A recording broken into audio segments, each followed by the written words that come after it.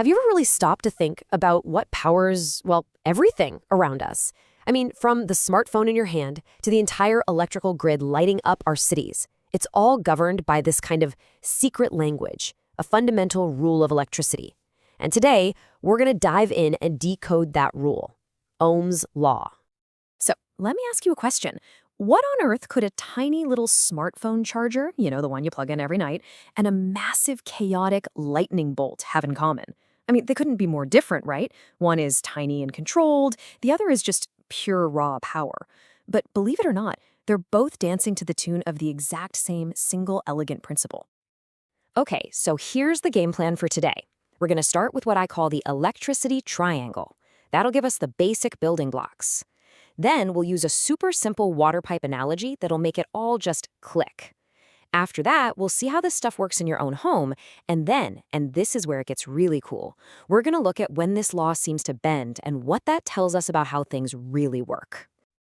All right, let's jump right in. We've got to start at the beginning, with the three main characters in this story. Understanding how they all work together? Well, that's everything. So here it is, the official definition. It sounds a bit formal, but stick with me. It was figured out by German physicist George Simon Ohm way back in 1827. And all it really says is that there's a predictable relationship between three key things in electricity. The simple version, the more you push, the more you get to flow. But the more you restrict it, the less flow you get. See? It's pretty intuitive when you put it like that. And of course, it all boils down to this incredibly simple but powerful little formula. V equals I times R. Don't let the letters scare you. This little equation is basically the foundation of all electrical engineering.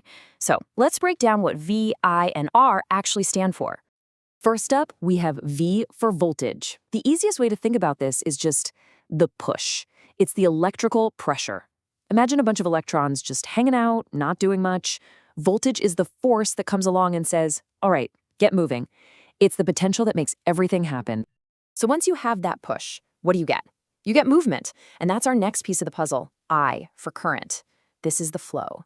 It's literally the number of electrons streaming past a point in the wire every single second. When you hear about amps, that's what they're measuring, the sheer volume of the electrical flow.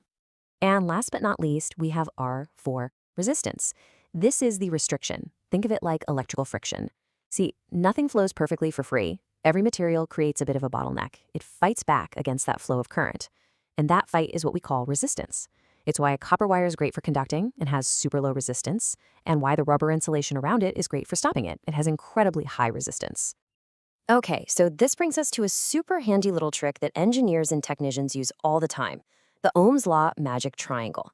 It's just a visual way to remember the formula without having to do any algebra in your head. Seriously, you just cover up the thing you're looking for with your finger. Want to find voltage? Cover the V, and you're left with I times R.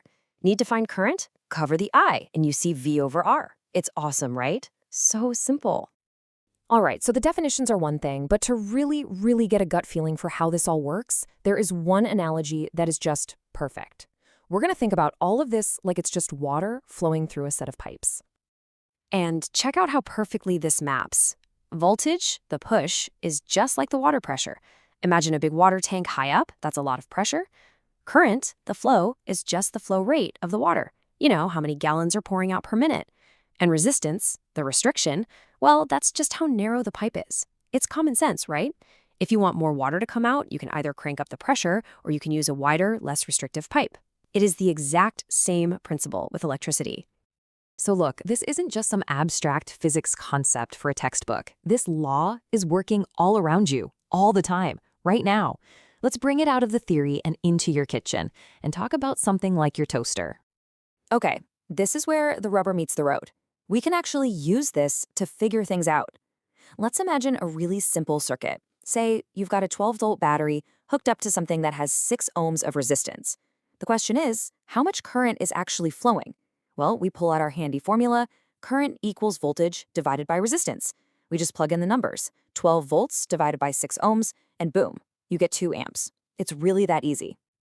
And once you start looking, you see this everywhere. The brightness of a light bulb, that's all about its resistance. Your phone charger, it's using Ohm's law to carefully control the current so it doesn't fry your battery.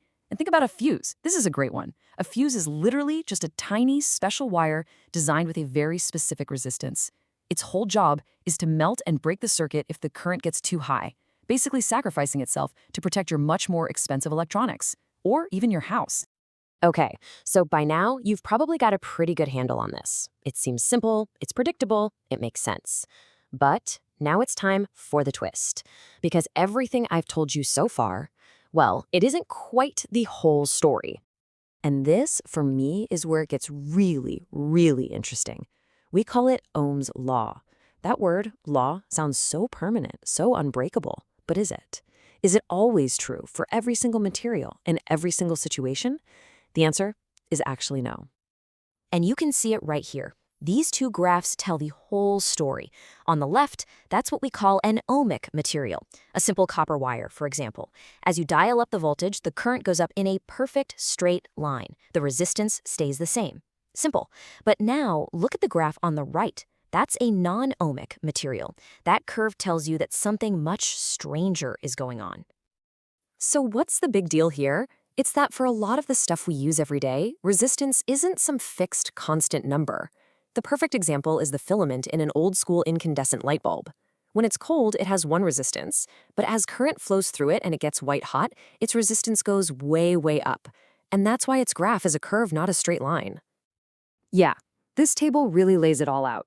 You've got your ohmic stuff on one side, simple wires, basic resistors. They're predictable, they follow the V=IR rule perfectly. But then you have the non-ohmic world. And this is where things like diodes, which are like one-way streets for electricity, and transistors, the tiny switches that power all our computers, live. For them, that changing resistance isn't a problem. It's the entire point. It's a feature, not a bug, and it's what makes all of our modern tech possible. So this all brings us to the big picture, to what Ohm's law really is. Let's kind of put all the pieces together now that we have this new information. And if you remember only one thing from this, let it be this. Ohm's law is not a fundamental law of nature like gravity is. It's not woven into the fabric of the universe. It's what we call an empirical approximation. It's an incredibly useful, fantastically accurate description of how some materials behave under some conditions, but it is not the whole story. There's this great quote that just sums it all up perfectly. Ohm's law provides the baseline.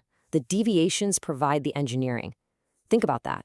It's by understanding where the simple rule breaks down, by exploiting those non-ohmic behaviors, that we've been able to build the entire complex world of modern electronics.